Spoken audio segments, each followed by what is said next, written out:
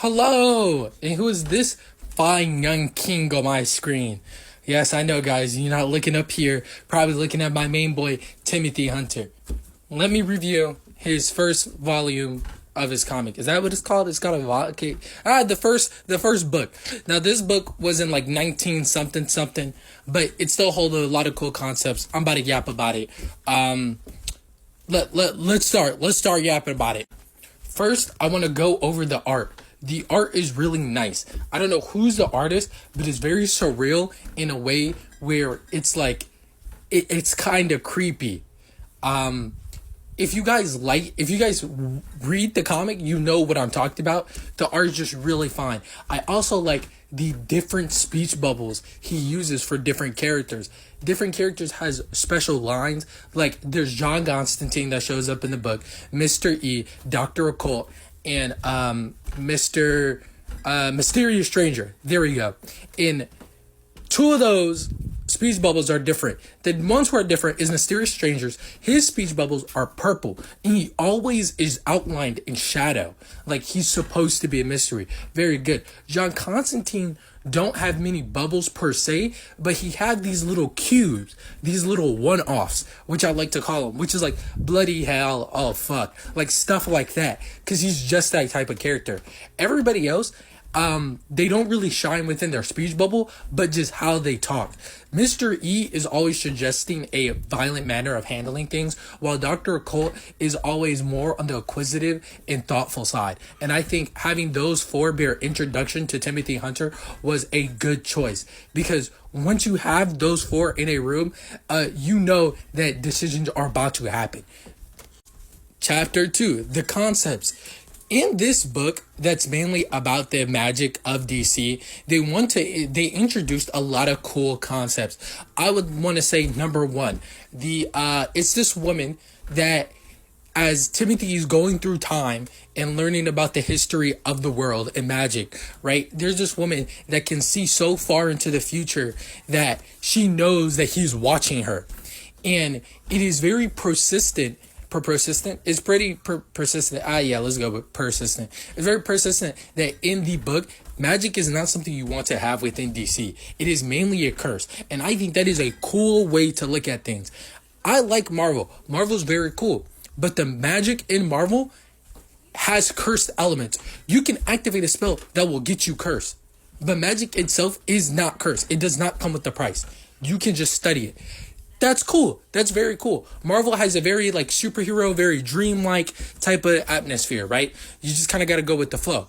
But DC, I think, is a little more grounded in its superhero age. I know some people tend to disagree, but I think it's a little bit more grounded. So because of that grounding, I think magic coming with a price off rip is fucking phenomenal. Right? The fact that every magic user can consistently say, no, bro, I wouldn't have used this shit, or I wouldn't have done it if I knew what it was going to do to me.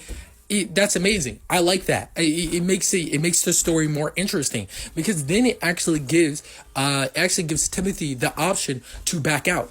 The whole point of the book is them trying to convince this kid right here to either learn magic and then pick a side. Are you going to be good or are you going to be evil? That's it. But I think if the story, from what I heard, if the story goes the direction where I think it is going to go, he's going to pick neither. But now let's go over my concerns. I think I went over all the good things. Let's go over my concerns about the story.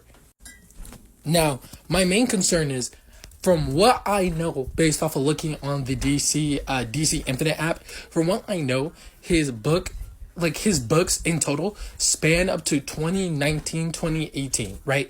But that means that would just been at the beginning of the Batman death metal event. Where the fuck was he? I think they're going to have trouble, in my personal opinion. This is a concern. I haven't read up to this. I want to make this clear. I have not read up to this. This is my concern. I don't think they will be able to explain away his absence, even if he refuses to use magic. I think it would be nearly impossible to explain away his absence consistently, even though he doesn't want to use magic. Here's why, though. Here's why I think it would be impossible. Because I feel like as readers and as people, we levy a certain responsibility to people that is higher than us on the scale, right? Just like if someone in real life is stronger than you, or faster than you, or I don't know, prettier than you, in some cases you would have them do certain things just because their responsibility falls more into their core.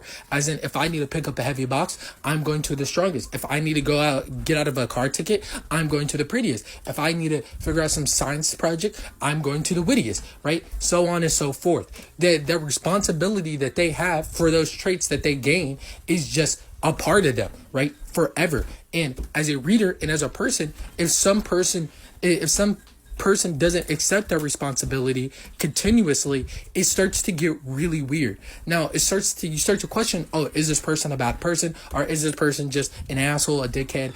Even if the person does excuse away their absence in responsibility, I'm not saying this is everyone's responsibility, but excuse away the responsibility by saying, I don't feel like it, or I just want to do that, or da-da-da-da-da-da, it still makes you think, okay, well, I can handle it the first time, I can handle it the second time, but at the third time, come on, bro, you should help me just a little bit. And that's what I'm thinking is going to happen, because I don't know how they're going to explain away his absence in the story, because he is supposed to be the strongest magical person within DC.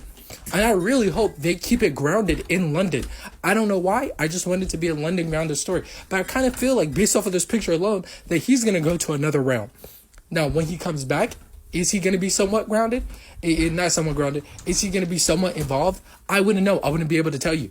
But my review off of the first book of Timothy Hunter's books, I think it's called The Book of Magics, it's good. It's great. It explains concepts really well. It explains different magic throughout time in DC very well. And it even explains some of the first to some of the last magicians. I think it's wonderfully done. I think the only problem is that because it's old, like super old, that some of the stuff, when it comes to the creationism of the DC mythos, is old. It's just old. We don't do that shit anymore. But it still fits good within the story itself, based off of the knowledge. Yeah, that's it. That's it. That's my review of Timothy Hunter, issue 1. There you go. They're called issues.